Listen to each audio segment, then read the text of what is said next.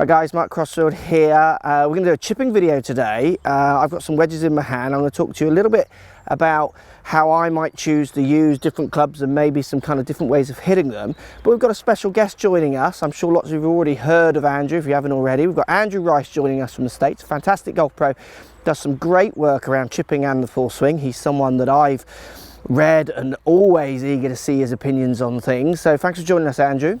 Hi Mark, hi everybody. Very excited to be collaborating with you on this transoceanic chipping tip that we've put together for you. Very excited to see your findings. Hopefully we can put our heads together, come up with a few ideas, perhaps a couple of nice mental images to help everybody strike the ball more cleanly around the greens, get a few more balls up and down, and ultimately enjoy the game a little bit more. Let's take a look. So what I'm going to do, Andrew, and I'm interested to hear your advice and ideas around this as well. I've got 3 wedges. I'm going to play one chip shot, quite a basic little chip shot. I'm going to show you some data I collected around angle of attacks and how I might be using loft or not. I'll talk to you about which one makes me maybe feel safer or not. It'd be, like I say, I can't wait to hear your opinions on it as well. So let's show you what I mean. Let's get stuck in.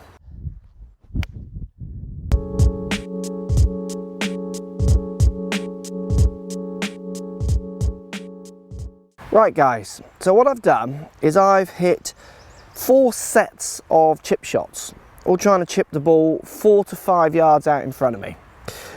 And what I've done is I've done a few shots with my 60, and then I've done with my 60 again, but tried a different style of playing it, and then I used my 52 and my wedge to see which one gave me the more consistent results. So I started with my basic 60-degree chip, trying to land it 5 yards in front of me. And when I play my 60 degree, it makes me feel like I've got to have the ball more in the middle of my stance. I almost feel like I want my handle actually slightly forward. And I do feel like I want to hit down at the ball. I don't feel as comfortable hitting maybe what I feel is level. I feel like I want to hit down on the back of the ball with that 60. Otherwise, I feel like I just maybe get kind of a high flopping shot, doesn't really do much. What happened is I tend to hit nearly 6 degrees down. You can see I'm 6 degrees down with my 60 degree, so 5.9, so I'm getting up at 7.1. My spin with the 60 degrees, subject to strike, which dances around a bit on the face when I'm hitting that much down as well. What happens is it drops down to 1.8, but then goes up to 2.6. So it's got quite big variations in spin. So how that ball lands, so subject to the height I get it off and then how much spin I get as it lands on the green, always makes me feel a little bit with the 60 that, I mean, it's a real get out of trouble club. It's not a stock basic chip. It feels too dangerous. I feel like the variation of it is too much. Also what happens, because I have this natural tendency to want to hit down with the 60, I do feel like I can chunk it a bit. I feel more dangerous, a little bit duffier with it. So what I then did is I tried a 60 degree, but I tried to hit more level. So not so down at the ball. And what happened is, if I go to my club data here, is I halved the angle of attack. I'm now only 3 down. If we look at the spin numbers when I was hitting level, less of a variation, 1.7 up to 2.3, so a little bit tighter on the spin numbers for consistency, getting the same kind of reacting shot each time, which is what I'd really want. I want to know what that ball is doing. And I was able to drop it only 1 yard different. I was a bit more consistent at dropping it the distance, where when I was hitting down on the ball I was getting some the right distance and some 2 yards too fast and not as good. So then it made me think, well, if I go to my 52, so take the loft off, but then try and feel like I'm presenting more loft. So with the level shot, so on the 60 and the 52, I put the ball further forward in my stance. I felt like I didn't have the handle so far forward, and I also felt like I turned and almost pulled the handle up through as I came through. So I tried to keep that club interacting with the ground in my head on a much more level field. And what happens, again, I was only 3 down. I was presenting 45.2 degrees of loft, where 47 with my 60, so only 2 degrees difference in loft, which is quite interesting. But playing the 52 on the level in my head, even though I was 3 down, in my head made so much more sense. It's a shot I kind of wanted to play, where the 60 degree, hitting it more on the way down or hitting it more on the level, to me felt like a more dangerous interaction with the ground. It felt like that leading edge was just something I could get stuck either in the ground or into the ball. It didn't feel as comfortable. So then what I did, also, sorry, the 52, the spin numbers again, 1.8 up to maxing at 2,000. So even though the spin was slightly less, it was much more consistent with its spin, not getting a high spin then a low spin one. So again, that ball landing on the green a little bit easier to control. Then what I did is I went to my pitching wedge, took it all the way. And when I hit my pitching wedge, again, I was only 3 down. It made sense not to be so much down. It made sense to have the ball slightly further forward. It made sense to feel like I was coming through level, almost pulling that handle up and to the left on the way through. Presented less loft, 37, because it's a strong pitching wedge as well. And also my spin numbers, lowest one was this 3.7 going up to, or sorry, 299 going up to, so 1299, sorry, 1299 going up to 1400. So again, kind of a 100 just over revs difference in the spin. A very consistent rollout is what I was going to get from that. So what I found, as someone who's grown up using his 60-degree kind of from everywhere, playing as a younger player, as I play now, maybe confidence not as high with my chipping, I don't use it as much, so I don't get to play so much. I'm finding if I take loft off the club but present more level and almost feel like I'm presenting a bit of loft, it makes me feel more consistent with strike. It makes me feel more consistent with that ball coming into the green and how it's going to react.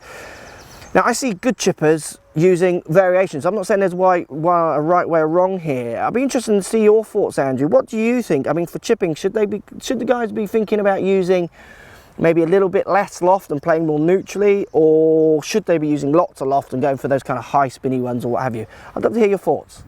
Mark, I think your findings are spot on with what I've found in the past, just in looking at the shot through multiple different angles and different ways to play it. My experience is that most golfers, when they get around the greens, and let's keep in mind the average golfer hits 4 greens in regulation per round. The average golfer 4 greens. That means we're going to be doing, most of us are going to be doing a lot of chipping. So what I found that golfers struggle with the most is they tend to struggle with the contact, how that club makes contact with the golf ball. And invariably the contact with the ground, we get too much contact, which is a fat shot, or we don't tend to get enough ground contact, and that's a little thin and that ball goes zinging over the back of the green. So my research has been based around how can I help the average golfer to make a cleaner, more consistent, more repeatable strike on the back of the golf ball. And certainly, you know, I'm sure some of you have seen some of the stuff I've done, but my findings have all been based around how can we get the club to interact in harmony with the ground. We don't want that club digging into the ground or certainly missing the ground. We've got to have it running along the ground. How are we going to do that? I've got my, Mark had his wedges. I've got a 58, a 54, and a pitching wedge. And I've demonstrated a couple of shots. One of the ones I demonstrate here is a 58 degree where I hit down quite aggressively. You'll notice how I get the club head up in the air and I hit down on it a little bit too much. You can tell this turf that I'm hitting off of here is nice and fluffy. I've got some good lies, but as soon as we get tighter lies or we get into the grain, that becomes a lot more of a challenge. I wouldn't advocate that. You can certainly hit good shots, but the big message I want to get across to everybody today is the margin of error on these shots. When you get the club head elevated, and certainly the bigger the swing, the more the club head elevates. So I'm always in favor, and just as Mark experienced, when he took his lowest lofted club, he got the most controllable spin, the most predictable flight, and that's really what we're after. We want to make sure we're not trying to hit this very sexy spinny shot when we don't need it. Okay, let's reserve that for special occasions. We don't need the highest, fanciest, and certainly the most spin on these shots around the greens.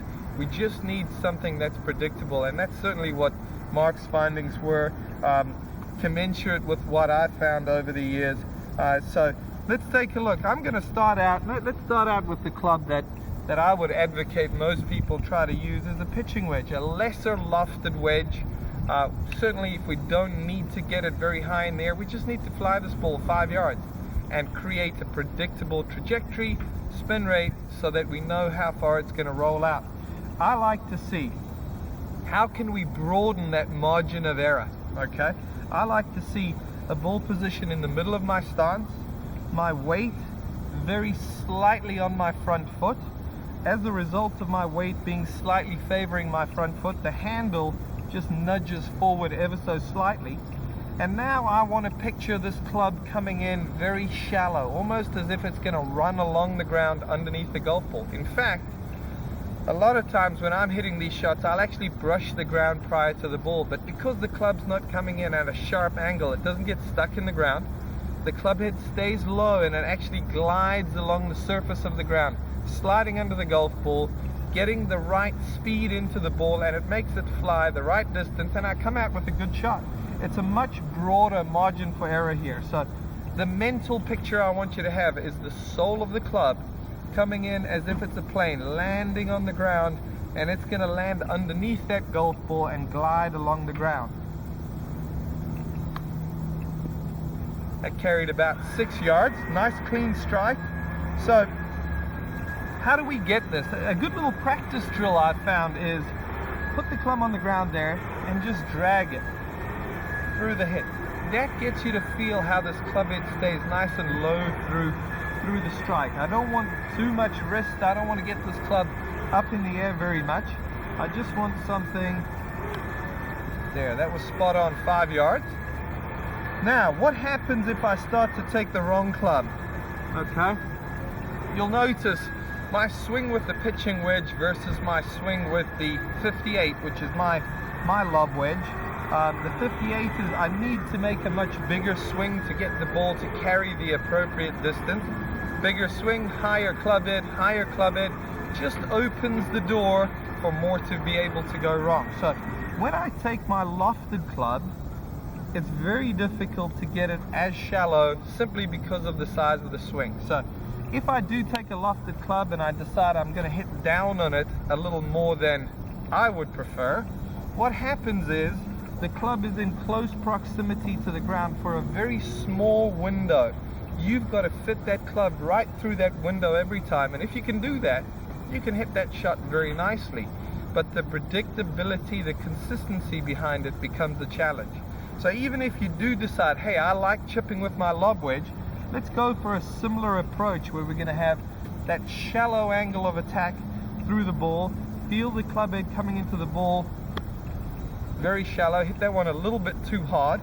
But how do you want to go about achieving that? One of the big things I found is to keep your shoulders moving through the shot. Keep your shoulders moving. If you do that, you'll start to create almost a little bit of a flat spot at the bottom of your arc, and that'll have the club gliding along the ground. You'll be striking the ball more consistently, and just like on the putting green, we never stick the putter in the ground. We're able to control our distance quite nicely. My goal is for everyone to learn what it's going to take to get the club to glide along the ground so that you can control your distance that much more predictably. If you can do that, you're going to get more up and down, shoot lower scores, have more fun. Mark, back to you. Thank you, Andrew. Brilliant as always. You can check Andrew Rice out. There's links in the description. I think it's andrewrice.com. Got some great info on his website as well. There's lots of interesting pieces. Yeah, loft, angle of attack, interesting one there. Hopefully gives you some ideas to think about how to improve your chipping.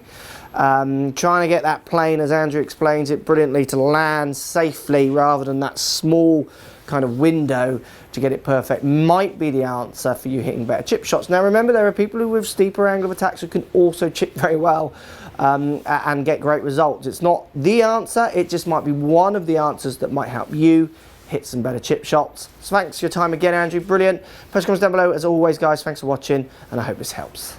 So if you like what's going on here, don't be afraid to subscribe to the channel. Also thumbs up the video, post comments, love to hear what you guys got to say. Let's keep it social. The more we talk, the more we share, the easier this game will get for everybody. So if you want to find me on Facebook here, you can find me on Facebook. If you want to tweet me, find me on Twitter here as well. Just follow the links, all in the description. Come and join the show, get active, get involved, get playing some better golf. Thanks for watching.